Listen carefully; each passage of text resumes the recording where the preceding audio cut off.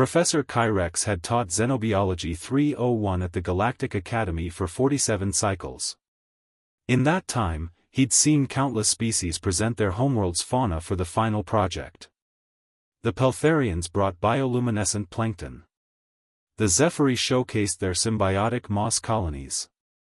Last semester, a brave Corthan student had presented a mildly venomous beetle, which caused 3 classmates to faint. Nothing prepared him for the human. Sarah Chen walked into the lecture hall on presentation day carrying a standard biocontainment unit. The transparent case hummed with multiple redundant safety systems, standard protocol for any potentially dangerous organism. Through the reinforced polymer, the class could see something moving inside. The room held 17 students from 12 different species. Most came from garden worlds where the most dangerous creature was a particularly aggressive pollinator. 2 students were from heavy gravity planets, but even they seemed nervous. Everyone knew humans came from a Class 12 Deathworld, a planet so hostile that simply surviving there required extraordinary adaptations. "Good morning, class," Sarah said cheerfully, setting the container on the presentation platform. "Today I'll be introducing you to a common Earth predator that humans have successfully domesticated. Please remain calm." Kyrex's sensory tendrils twitched. The words "common" and "predator" should never appear in the same sentence regarding Deathworld fauna. Sarah deactivated the containment field. The class collectively gasped as she reached inside and withdrew the creature with her bare hands.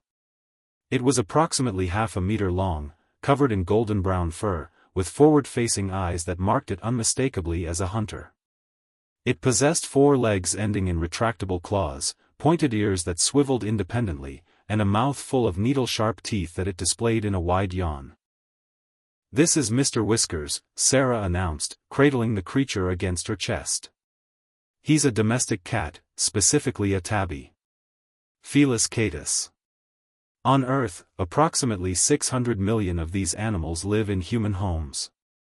A Velkshan student's translator crackled with static before managing, "You keep 600 million predators in your dwellings?" "Oh, cats aren't even the popular one," Sarah replied casually. "Dogs outnumber them. But cats are special because they're obligate carnivores. Mr. Whiskers here literally cannot survive without eating meat. His biology is designed entirely for hunting and killing." She turned the cat around, gently extending one of its paws. "See these claws? Retractable. Silent stalking capability. His eyes have reflective tissue that allows night vision 6 times better than human baseline. His whiskers detect air movement, letting him hunt in complete darkness.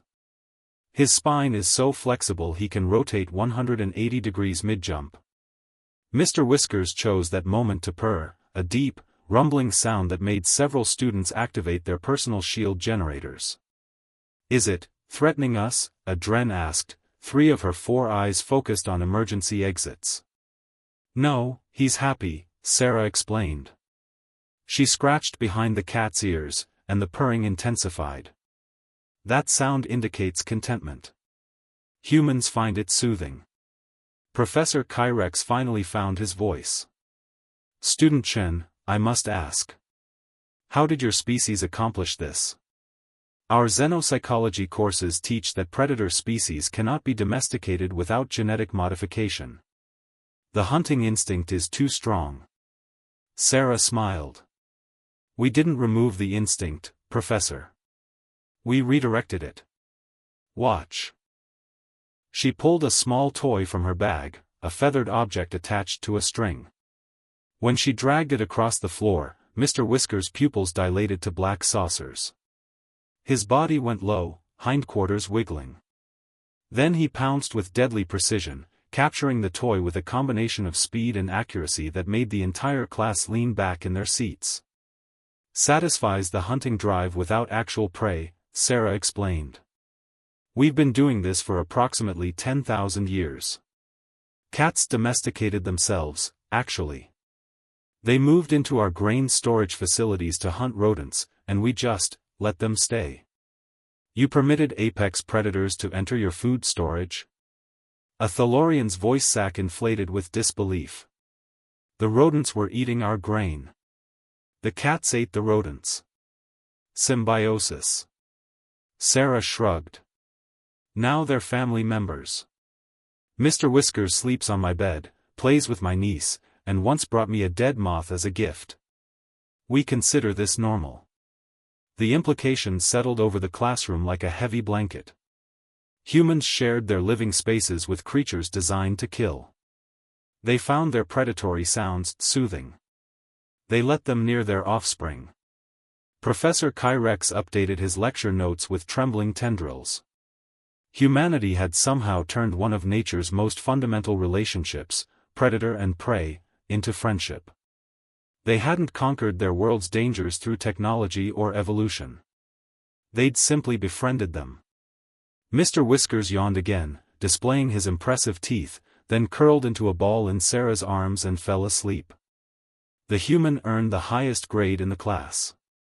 Nobody argued.